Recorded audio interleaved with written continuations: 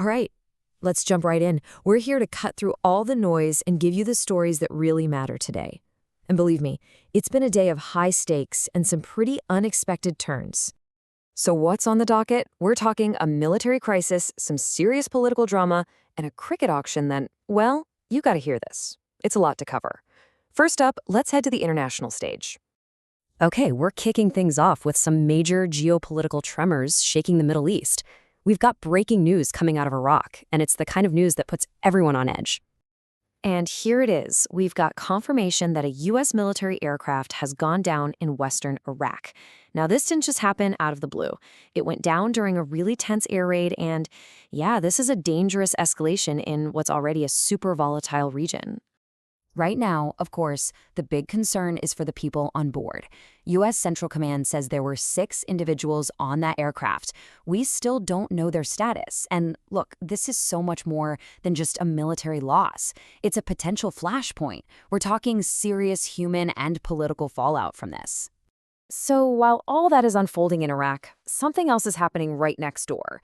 A really critical meeting was going down in Saudi Arabia, with some of the region's key players trying to figure out a path forward in this incredibly complex situation.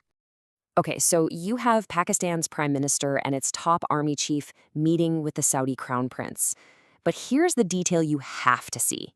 The field marshal shows up in his full combat uniform. You know, in the world of diplomacy, that's not just what you decided to wear that day. No way.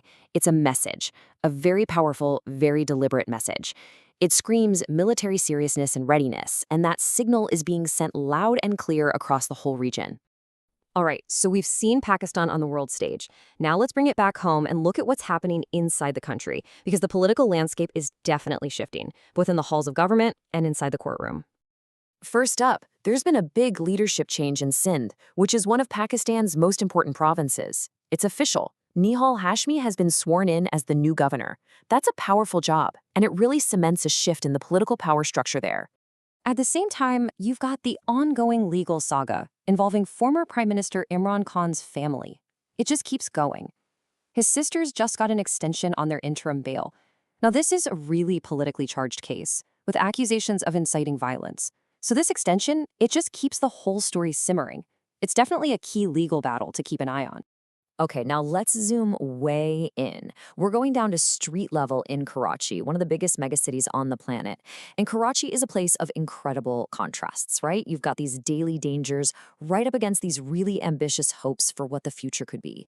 And if you want to understand the challenge people face every day, just listen to this. It's a staggering statistic. In a single hour today, just 1 hour, there were 3 separate fatal traffic accidents in the city. I mean, that's a tragic daily reality, and it's basically a scream for things to change. But there is some hope emerging from all this chaos. The government is actually rolling out a pretty ambitious plan. The idea is to untangle this whole mess and completely transform how people get around the city. And it's a pretty clear 3-step plan. Step 1, they're going to introduce new electric bus routes right before the Eid holiday. Then, after the celebrations are over, they'll launch even more routes. And finally, they'll sign all the official agreements to lock in the funding. The goal here is simple, really. Bring modern, cleaner public transport to millions of people. Okay, from the city streets, let's talk about something that affects your wallet. We're diving into the economic headlines now. Everything from the price of gold to what the government is doing to help ease some of that financial pressure. And hey, we've got some good news if you're in the market for precious metals. Both gold and silver prices have actually dipped a bit. Gold is down 700 rupees per tola, and silver saw a nice little drop too. It's a bit of relief for buyers out there. Speaking of relief, over in Punjab, these government-subsidized markets are turning out to be a huge success.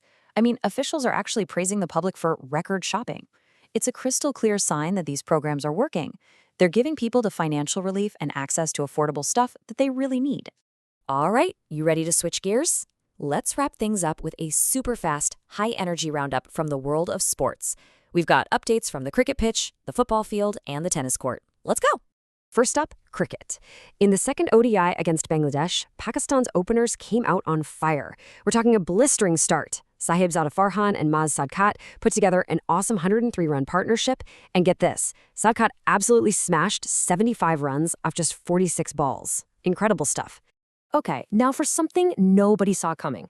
Over at the 100 cricket auction in the UK, that super fast paced tournament, things got weird. Some of the biggest names in cricket just didn't get picked, they were passed over. And then a lesser known player, Usman Tariq, gets snapped up by Birmingham Phoenix for a whopping £60,000. Wild. But wait, it gets even better. The surprises were not over. Another Pakistani player, the mystery spinner Abrar Ahmed, went for an even bigger price tag. Southern Brave picked him up for a stunning £100,000. He basically became one of the breakout stars of the entire auction, just like that. And let's quickly run through the rest of the results. In the Saudi Pro League, Al Nassr got a 3-1 win, and Al Tawon and Al Ain fought to a 2-2 draw. And over on the tennis court, both Jannik Sinner and Aryna Sabalenka are looking unstoppable, powering their way into the semifinals at Indian Wells. So there you have it. From a military flashpoint in Iraq to market prices at home and a shocker of a cricket auction in London, today's headlines really show us a world that is just constantly moving, constantly changing. You can see how these stories are connected, how the stakes are always high, and really, the only thing we know for sure is that tomorrow will bring a whole new story. We'll be right here to help you break it all down. Thanks for joining us.